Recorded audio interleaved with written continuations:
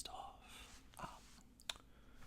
in the framing of the life and death of Julius Caesar by historians that, in my opinion, have certain ideological biases that even they might not be fully aware of, but that I am aware of. So basically, when Julius Caesar's life, his accomplishments, his deeds, and his death, when it's all summed up, people will say shit like, Julius Caesar, basically survived Sulla's purges, and used the clout from his role in putting down slave revolts and his key role in conquering Gaul. And he used that clout to basically get the support of the common people in Rome, and he opportunistically seized power, declared himself dictator for life, and the senators who feared the growing concentration of power in Caesar's hands assassinated him. The reason why I find this to be a bit of a lie by omission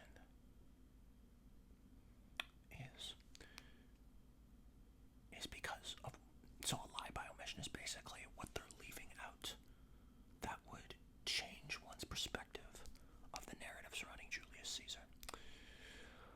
So what people ignore when they talk about Caesar in that way, what they're leaving out is the fact that centuries before, there was a couple of bros who, in response to the huge wealth disparities between the Roman ruling class and the common people, the plebeians, they proposed reforms,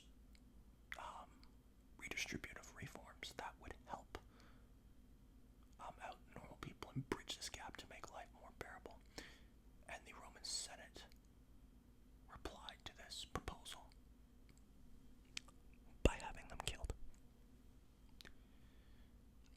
Imagine if in the United States, for example,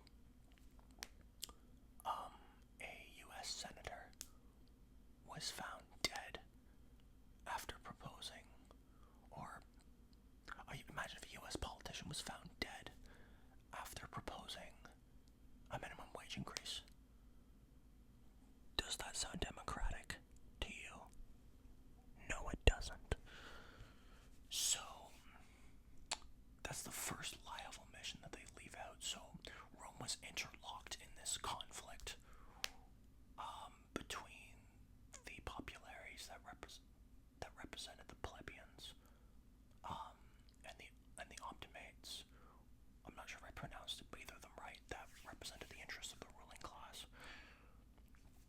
The populares wanted reforms to make life better for the plebeians, but these ruling class wanted shit to stay the same.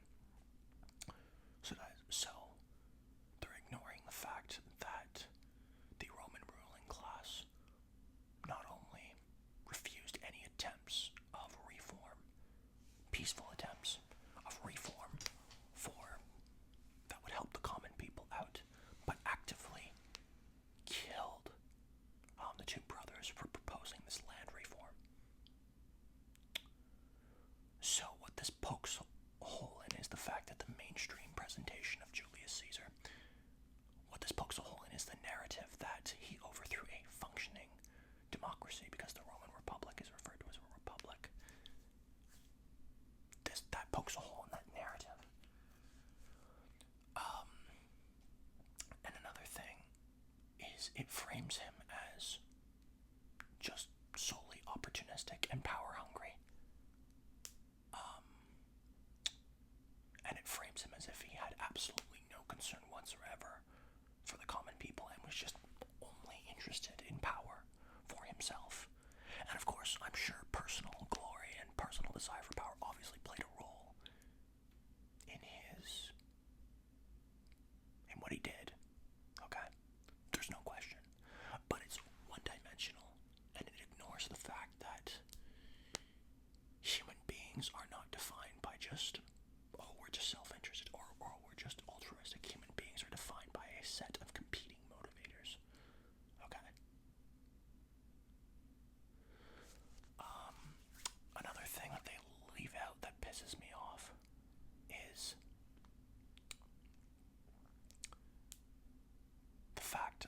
Sulla, who was dictator of Rome, rolled in and crushed the populares.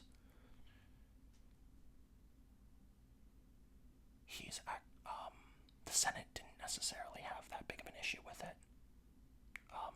They had no problem with authoritarianism and brutality when it was done in their interests. And then what they leave out is the fact that unlike Sulla, Caesar didn't undergo brutal purges of his Roman political opponents and actually had a policy of clemency, which in hindsight was probably a mistake, or at least the degree to which he did it was a mistake. So, the framing of Julius Caesar as a tyrant that went in and crippled a functioning democracy solely for his own personal glory and benefit flies in the face of observable reality of the conditions that the Roman Republic was in. It was a deeply, deeply, deeply corrupt society in which bribery was the norm. It was an oligarchy where a select few people who controlled the vast majority of the wealth, had most of the wealth concentrated in their hands, dictated policy, and the conditions for normal people, like your average citizen, meaning someone who was a free person, wasn't a slave, were absolutely abysmal. And that's why,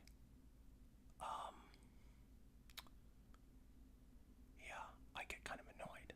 I'm not someone who glorifies Julius Caesar in the sense and considers him perfect. Like, he went into Gaul and killed and enslaved countless people. That, of course, is horrible and horrific atrocity, piece of shit thing to do.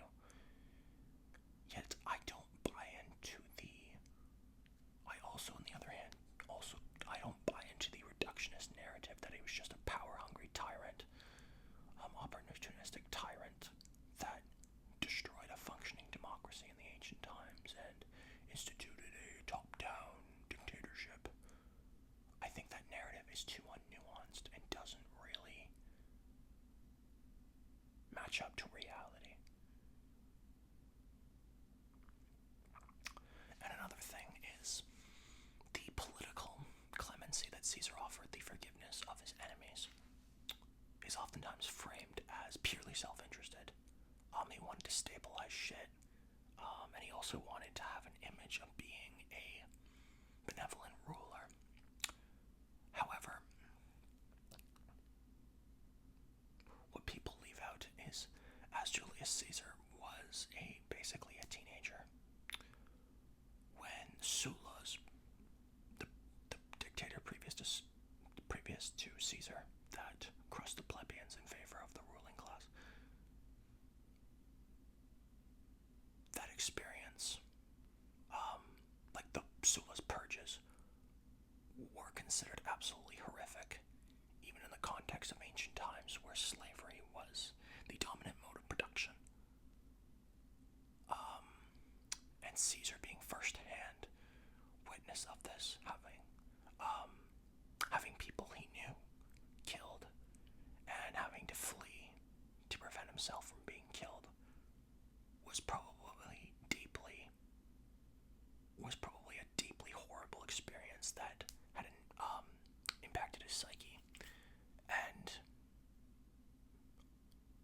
I strongly believe that part of his motivation for not instituting those brutal purges of his political opponents, there was a degree of idealistic desire not to repeat those things.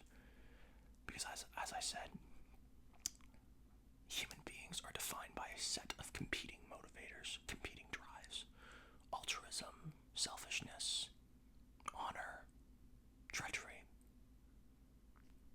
All these aspects exist within human beings. Okay, I don't buy in, and these historians, they're buying into